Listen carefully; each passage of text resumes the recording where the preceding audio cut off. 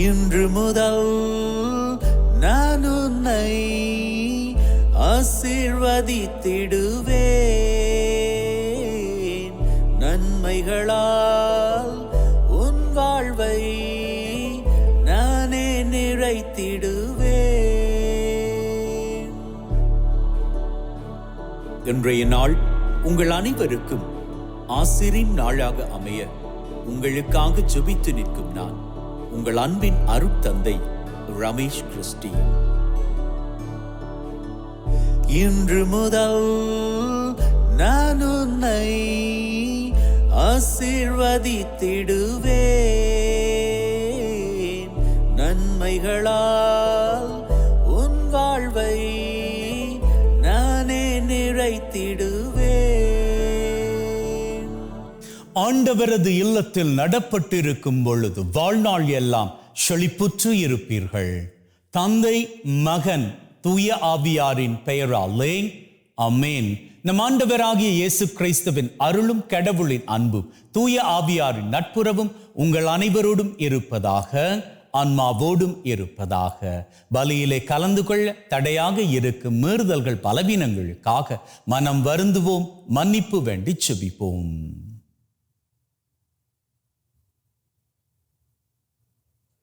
ஆண்டவரே இரக்கமாயிரும், ஆண்டவரே இரக்கமாயிரும். கிறிஸ்துவே இரக்கமாயிரும், கிறிஸ்துவே இரக்கமாயிரும். ஆண்டவரே இரக்கமாயிரும், ஆண்டவரே இரக்கமாயிரும்.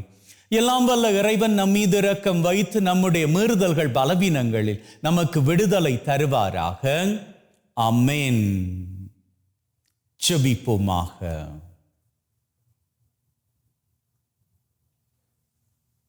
அன்பே ஊற்றாகிய தகப்பனே, ஒரு புதிய நாளிலே எங்கள் ஒவ்வொருவரையும் வாழுவதற்கு என்று தட்டி எழுப்பி இருக்கிறீரே, உமக்கு கோடான கோடி நன்றிகளை ஏறெடுக்கிறோம். மேலும் தகப்பனே, இன்றைய நாளிலே யாரெல்லாம் தங்களது பிறந்த தினத்தை நினைத்து உமக்கு நன்றிகளை ஏறெடுக்கின்றார்களோ, யாரெல்லாம் தங்களது திருமண ஆண்டை குறித்து உமக்கு நன்றிகளை ஏறெடுக்கின்றார்களோ, யாரெல்லாம் தங்களது குருத்துவ துறவற வாழ்க்கையில் நீர் அவர்களுக்கு செய்த நன்மையின் காரியங்களை நினைத்து உமக்கு நன்றிகளை ஏறெடுக்கின்றார்களோ, அத்தனை பேரையும் நிறைவாக ஆசீர்வதிப்பீராக. இன்று யாரெல்லாம் உம்முடைய தயவு வேண்டி நிற்கின்றார்களோ, அவர்கள் அத்தனை பேருக்கும் உம்முடைய கிருபையை நிறைவாக தந்தரள வேண்டும் என்றும், எங்களோடு கூடவே நீர்தாமே வழிநடந்து எங்கள் அத்தனை பேரையும் உம்முடைய செட்டையின் மறைவில் வைத்து பத்திரப்படுத்தி பாதுகாத்து பராமரித்து வழிநடத்தி காத்தருள வேண்டும் என்று உம்மோடு தூயாவியாரின் ஒன்றிப்பில் இறைவனாய் என்றென்றும் வாழ்ந்து ஆட்சி செய்கின்றவர் வழியாக உம்மை மன்றாடுகின்றோம். ஆமென். திருத்தூதர் பவுல் கொரிந்தியருக்கு எழுதிய 2ஆம் திருமுகத்திலிருந்து வாசகம். சகோதர சகோதரிகளே, கிறிஸ்துவின் பேரன்பே எங்களை ஆட்கொள்ளுகிறது. ஏனெனில் ஒருவர் அனைவருக்காகவும் இறந்தார், அனைவரும் அவரோடு இறந்தனர். இது நமக்கு தெரியும். வாழ்வோர் இனி தங்களுக்கென வாழாமல் தங்களுக்காக இறந்து உயிர் பெற்றெழுந்தவருக்காக வாழ வேண்டும் என்பதற்காகவே அவர் அனைவருக்காகவும் இறந்தார். ஆகவே இனிமேல் நாங்கள் எவரையும் மனித முறைப்படி மதிப்பிடுவதில்லை. முன்பு நாங்கள் கிறிஸ்துவையும் மனித முறைப்படிதான் மதிப்பிட்டோம். ஆனால் இப்போது அவ்வாறு செய்வதில்லை. எனவே ஒருவர் கிறிஸ்துவோடு இணைந்திருக்கும் போது அவர் புதிதாக படைக்கப்பட்டவராய் இருக்கிறார். பழையன கழிந்து புதியன புகுந்தன அன்றோ. இது ஆண்டவர் வழங்கும் அருள்வாக்கு. இறைவனுக்கு நன்றி. ஆண்டவரே, என் உயிர் உம்மீது தாகம் கொண்டுள்ளது. கடவுளே, நீரே என் இறைவன், உம்மையே நான் நாடுகின்றேன். என் உயிர் உம்மீது தாகம் கொண்டுள்ளது. நீரின்றி வறண்ட தரிசு நிலம் போல என் உடல் உமக்காக இயங்குகின்றது. ஆண்டவரே, என் உயிர் உம்மீது தாகம் கொண்டுள்ளது. ஆற்றலையும் ஆட்சியையும் காண விழைந்து தூயகம் வந்து உம்மை நோக்குகின்றேன். ஏனெனில் உமது பேரன்பு உயிரினும் மேலானது. என் இதழ்கள் உம்மை புகழ்கின்றன. ஆண்டவரே, என் உயிர் உம்மீது தாகம் கொண்டுள்ளது. என் வாழ்க்கை முழுவதும் இவ்வண்ணமே உம்மை போற்றுவேன். கைகூப்பி உமது பெயரை ஏத்துவேன். அறுசுவை விருந்தில் நிறைவடைவது போல என் உயிர் நிறைவடையும். என் வாய் மகிழ்ச்சி மிகு இதழ்களால் உம்மை போற்றும். ஆண்டவரே, என் உயிர் உம்மீது தாகம் கொண்டுள்ளது. ஏனெனில் நீர் எனக்கு துணையாயிருந்தீர்.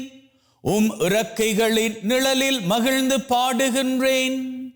நான் உம்மை உறுதியாக பற்றிக் கொண்டேன். உமது வலக்கை என்னை உருகப் பிடித்துள்ளது. ஆண்டவரே, என் உயிர் உம்மீது தாகம் கொண்டுள்ளது.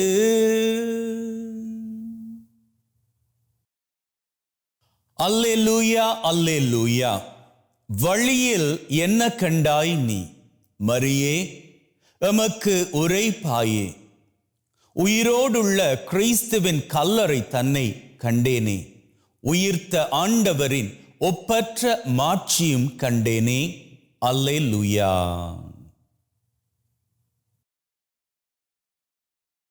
ஆண்டவர் உங்களோடு இருப்பாராக, ஆன்மாவோடும் இருப்பாராக. யோவான் எழுதிய நற்செய்தியில் இருந்து வாசகம். ஆண்டவரே, மாட்சி உமக்கே.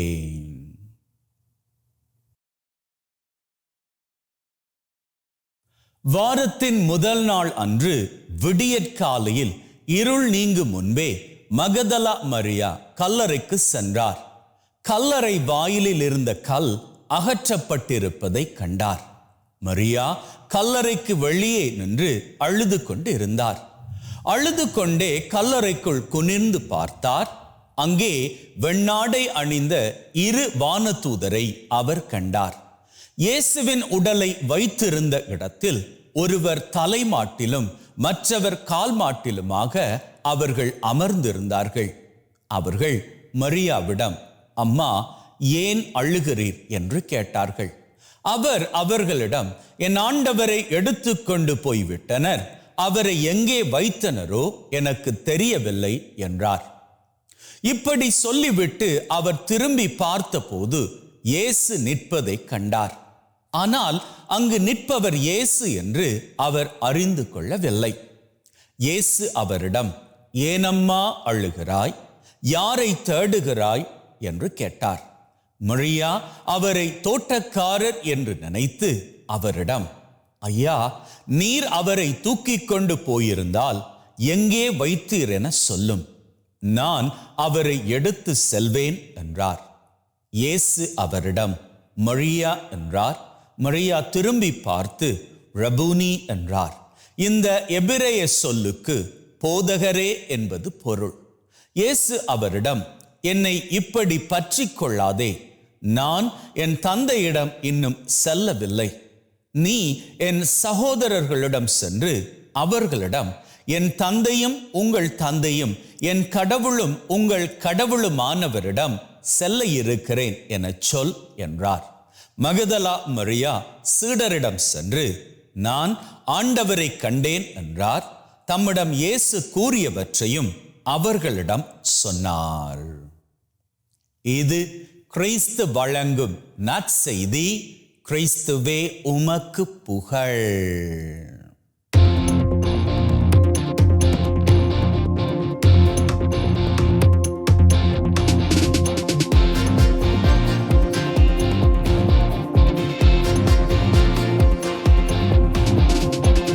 I was one way and now I am completely different.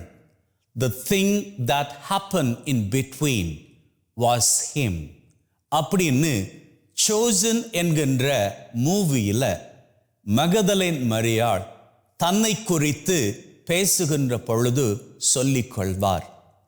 நான் ஒரு விதமாக வாழ்ந்து கொண்டு வந்தேன், ஆனால் இப்பொழுது முற்றிலும் மாறிவிட்டேன். என் மாற்றத்திற்கு காரணம் அவர். யார் அந்த அவர்? அவர்தான் இயேசு ஆண்டவர். உண்மைதான் அன்பின் உள்ளங்களே.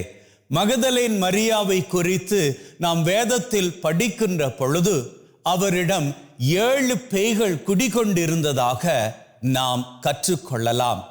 7 பேய்கள் குடிகொண்டு இருந்த மகதலா மரியாவை ஆண்டவராகிய இயேசு கிறிஸ்து முற்றிலும் விடுதலை செய்தார். அவரை முற்றிலுமாக விடுதலை செய்த நாளிலிருந்து மகதலா மரியா இயேசு ஆண்டவரை தொடர்ந்து தன்னுடைய வாழ்நாட்கள் பூராகவும் பின்பற்றினார். எதுவரை தெரியுமா? யார் உன்னை கைவிட்டாலும் நான் உன்னை கைவிட மாட்டேன் அப்படி என்று தெய்வம் சொல்லுவாரே, அந்த தெய்வத்திற்கே யார் உன்னை கைவிட்டாலும் நான் உன்னை கைவிட மாட்டேன் அப்படி என்று சொல்லி அன்னை மரியாளோடு சேர்ந்து யோவானோடு சேர்ந்து இயேசு ஆண்டவரின் இறுதி வேளைகளில் அவரது சிலுவையின் அருகிலே அவர் நின்று கொண்டு இருந்தார். அப்பேற்பட்ட பாசமும் அன்பும் தான் அந்த மகதலே மரியாவிடம் இருந்தது. இன்னைக்கு அந்த மகதலா மரியாவை நாம் கொண்டாடுகின்றோம். இன்று அவர் கொண்டாடப்படுவதற்கு என்ன காரணம்? அவருக்குள் இருந்த அந்த வைராக்கியம்தான் காரணம். அவர் தன்னுடைய வாழ்க்கையில் எண்ணிக்கூட பார்த்திருக்க மாட்டார், தான் வாழ்ந்து கொண்டிருக்கின்ற இந்த மோசமான சூழ்நிலையிலிருந்து வெளியே வருவேன் என்று. ஒன்றல்ல, இரண்டல்ல, 7 பேய்கள் ஒட்டுமொத்தமாக அவருக்குள் குடிகொண்டிருந்தது. ஆனால் அப்பேற்பட்ட சூழ்நிலையில் இருந்து கூட உன்னை என்னால் விடுதலையாக்க முடியும் அப்படி என்று சொல்லி இயேசு ஆண்டவர் மகதலா மரியாவை விடுதலையாக்கினாரே. அந்த விடுதலைக்கு கைமாறாக அவர் கொடுத்தது எப்பேற்பட்ட ஆசீரின் காரியம்! இயேசு ஆண்டவர் அருகிலே, அதுவும் அவருடைய கடைசி வேளைகளில் கூட அவரோடு கூட இருக்கக்கூடிய அளவுக்கு தைரியமான ஆசீர் அவருக்குள் இருந்தது. இன்னைக்கு நம்முடைய வாழ்க்கையிலும் நாம் மகதலே மரியாவை போன்று பேய்களால் அல்ல, மாறாக உலகத்தின் மாயைகளால் பிடிபட்டு கொண்டிருக்கலாம். அன்னைக்கு மகதலா மரியா ஆலயத்திற்கு செல்லவில்லை. ஏன்னா அவரால் செல்ல முடியாது. அவரை தடுத்து வைத்து இருந்தது அவருக்குள் இருந்த அத்தனை பேய்களும்.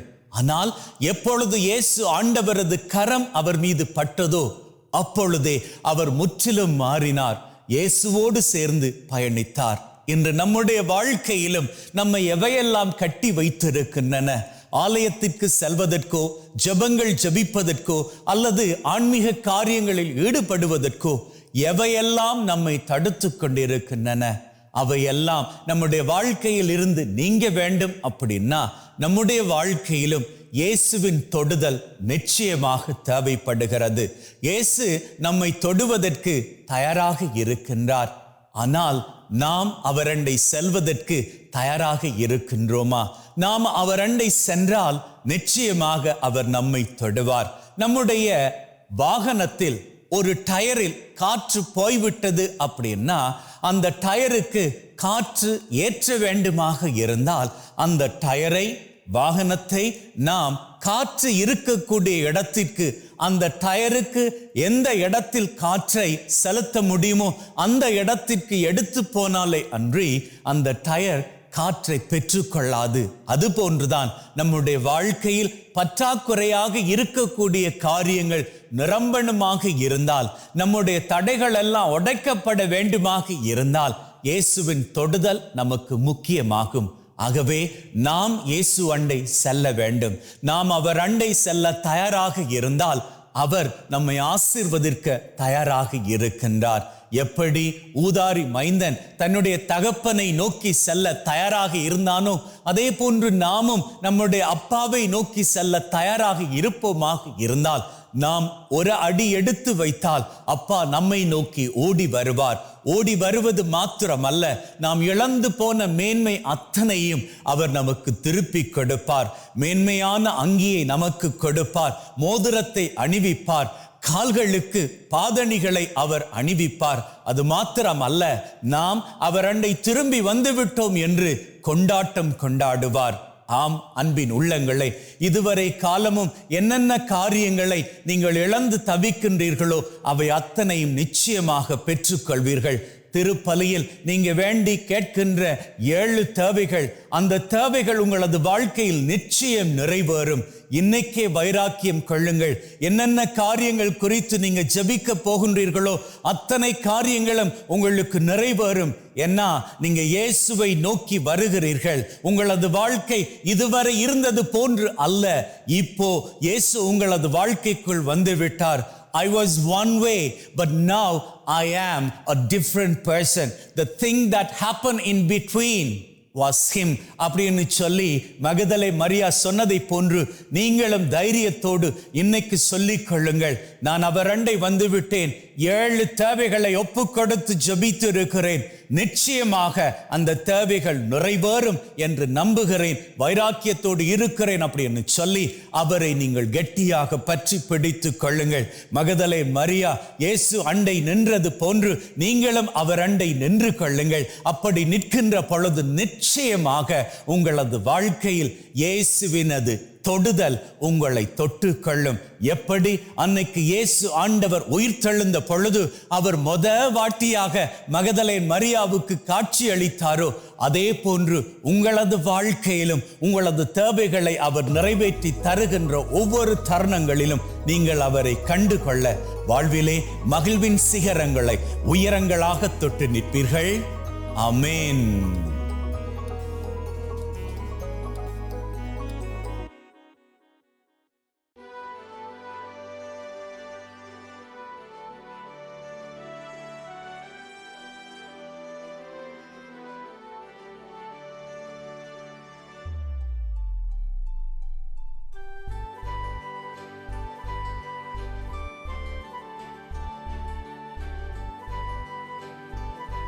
ஆண்டவரே, அனைத்துலகின் நிறைவா உம்மை போற்றுகின்றோம்.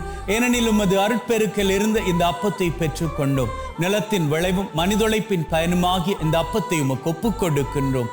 வாழ்வளிக்கும் அப்பமாக மாறும். இறைவன் என்னென்னும் வாழ்த்து பெறுவாராக. ஆண்டவரே, அனைத்துலகின் நிறைவா உம்மை போற்றுகின்றோம். ஏனெனில் உமது அருட்பெருக்கில் இருந்து இந்த ரசத்தை பெற்றுக் கொண்டோம். நிலத்தின் விளைவும் திராட்சை கொடியின் பயனுமாகிய இந்த ரசத்தை உமக்கு ஒப்புக் கொடுக்கின்றோம். வாழ்வளிக்கும் பானமாக மாறும். இறைவன் என்னென்றும் வாழ்த்து பெறுவாராக.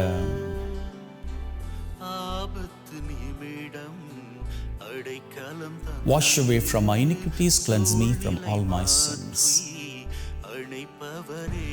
சகோதர சகோதரிகளை, பிள்ளைகளை, என்னுடையதும் உங்களுடையதுமான இந்த பலி நம் தந்தையாகிய இறைவனுக்கு ஏற்றதாகும்படி மன்றாடுங்கள்.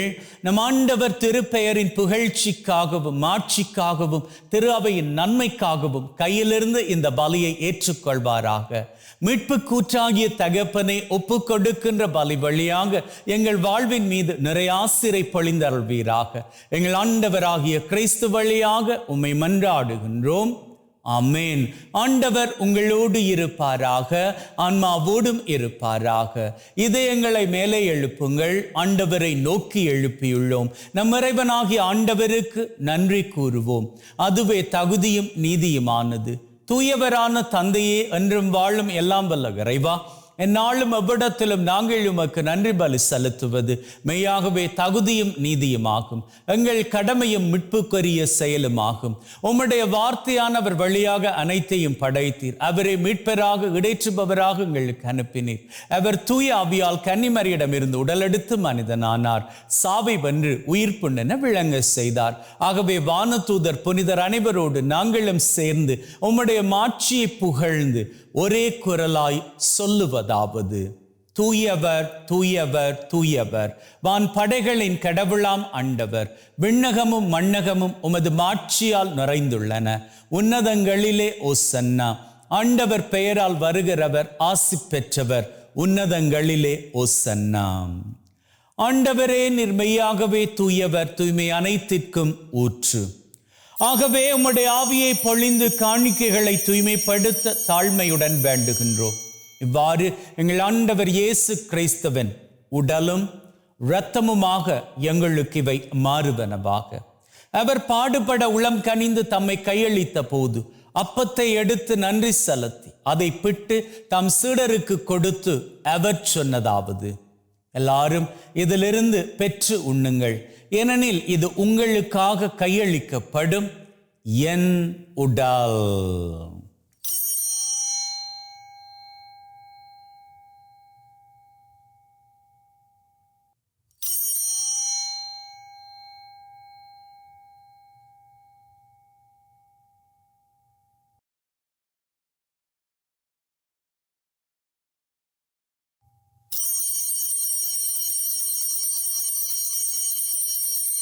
அவ்வண்ணமே உணவருந்திய பின் கிண்ணத்தை எடுத்து நன்றி செலுத்தி தம் சீடருக்கு கொடுத்து அவர் சொன்னதாவது, எல்லாரும் இதிலிருந்து பெற்று பருகுங்கள், ஏனெனில் இது புதிய நித்திய உடன்படிக்கைக்கான என் இரத்தம், பாவ மன்னிப்புக்கென்று உங்களுக்காகவும் எல்லாருக்காகவும் சிந்தப்படும். இதை என் நினைவாக செய்யுங்கள்.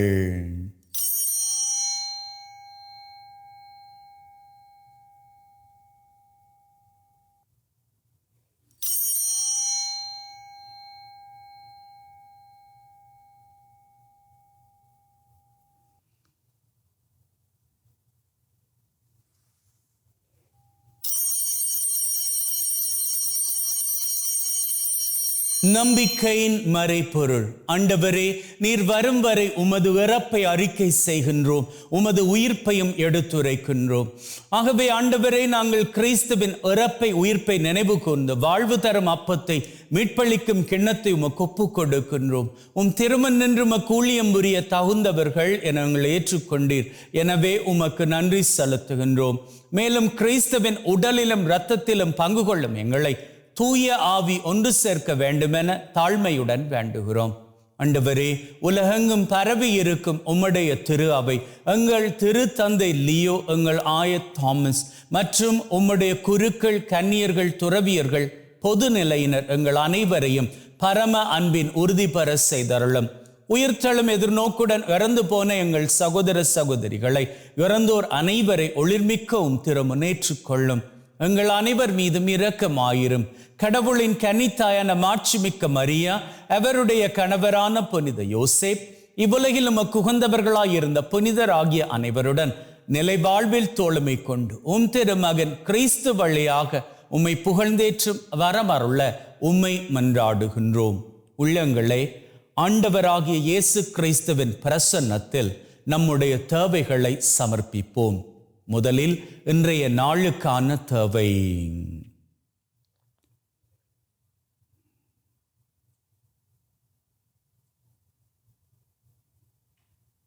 இந்த வாரத்திற்கான தேவை.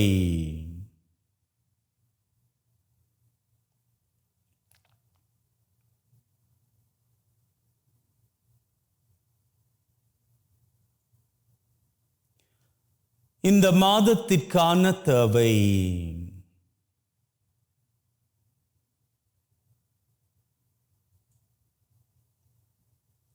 இந்த வருஷத்திற்கான தேவை.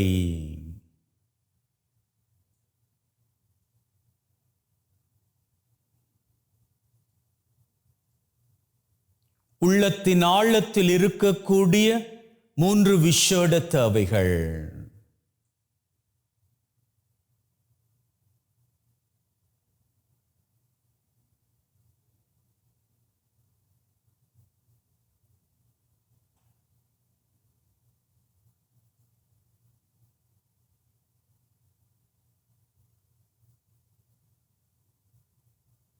அத்தோடு உலகிலே நிரந்தர சமாதானம் நிலைக்க வேண்டும் என்றும் செபித்து நிற்போம்.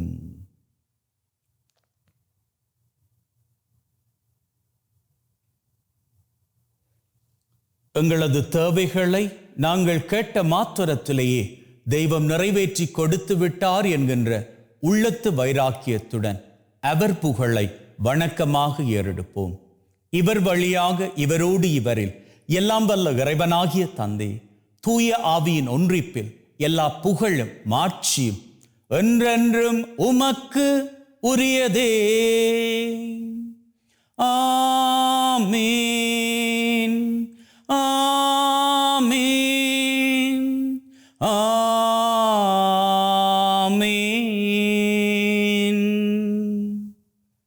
மீட்பரின் கட்டளையால் கற்பிக்கப்பட்டு தேவ படிப்பினையில் பயிற்சி பெற்ற நாம் நம்பிக்கையோடு சொல்வோம். விண்ணுலகில் இருக்கிற எங்கள் தந்தையே, உமது பெயர் தூயது என போற்றப் பெறுக. உமது ஆட்சி வருக.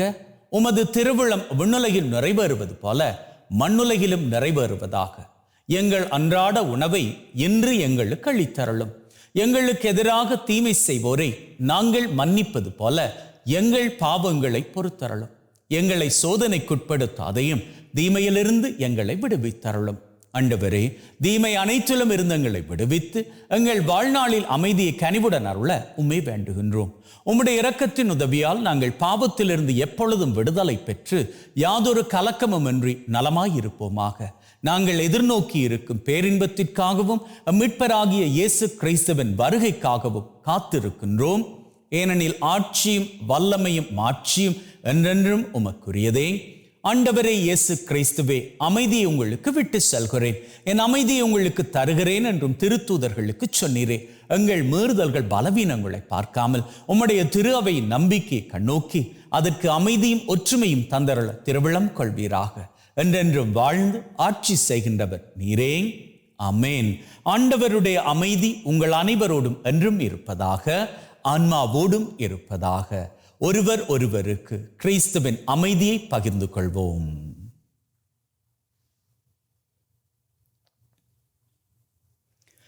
உலகின் பாவங்களை போக்கும் இறைவனின் செம்மறியே, எங்கள் மேல் இரக்கமாயிரும்.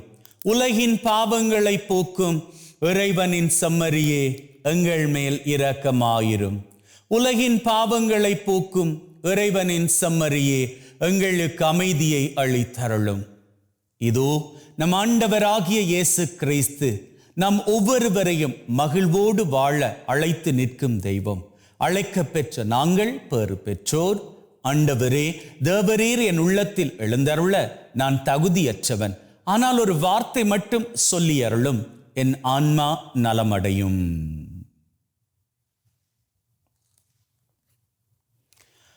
May the mingling of this body and blood of Christ bring me everlasting life. Amen.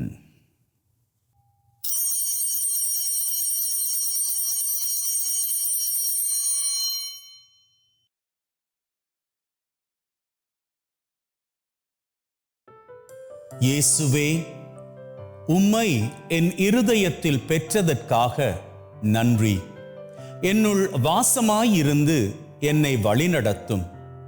என் சிந்தனை, வார்த்தை, செயல் அனைத்தும் உமக்கு பிரியமானவையாக இருக்க அருள் தாரும். என்னை உம்மை விட்டு பிரியாதபடி காத்தருளும். ஆமேன். ஜெபிப்போமாக. அன்பே ஊற்றாகிய தகப்பனே, இன்றைய நாளிலே எங்கள் அத்தனை பேரையும் உம்முடைய சித்தத்தின் மூலமாக நிறைவாக ஆசீர்வதித்திருக்கிறீரே. உமக்கு நன்றிகளை ஏறெடுக்கின்றோம். மேலும் தகப்பனே, நம்பிக்கையோடு நாங்கள் 8 தேவைகளை உம் பாதம் சமர்ப்பித்த வேளையிலேயே அவற்றை நாங்கள் பெற்றுக்கொண்டு விட்டோம் என்கின்ற உறுதிப்பாட்டுடன் இந்த பலியை நிறைவேற்றிவிட்டு எங்களது அன்றாட காரியங்களுக்கு திரும்புகின்றோம். கூடவே இருந்து எங்களை வழிநடத்துவீராக. எங்களது நம்பிக்கை வீண் போகாது காத்துக்கொள்வீராக. அப்பா தகப்பனே, உம்முடைய ஆசீரின் கிருபை இன்று மட்டுமல்ல எந்நாளும் எங்களை தொடர்ந்து வர நீர்தாமே கிருபை செய்ய வேண்டும் என்று எங்கள் ஆண்டவராகிய கிறிஸ்து வழியாக உம்மை மன்றாடுகின்றோம். ஆமென். ஆண்டவர் உங்களோடு இருப்பாராக, ஆன்மாவோடும் இருப்பாராக. எல்லாம் வல்ல இறைவன் தந்தை, மகன், தூய ஆவி உங்கள் அனைவரையும் ஆசீர்வதிப்பாராக. ஆமென். சென்று வாழுங்கள். திருபலி நிறைவேறிற்று. இறைவனுக்கு நன்றி. அன்பின் உள்ளங்களே, ஆண்டவர் பிரியப்படுகின்றார். எந்நாளும் மகிழ்ந்திருக்கும்படி உங்களது கவலைகள் எதுவாக இருந்தாலும் அவர் அண்டை கொடுத்து விட்டு நீங்கள் மகிழ்ந்திருங்கள். May God bless you and see you all tomorrow.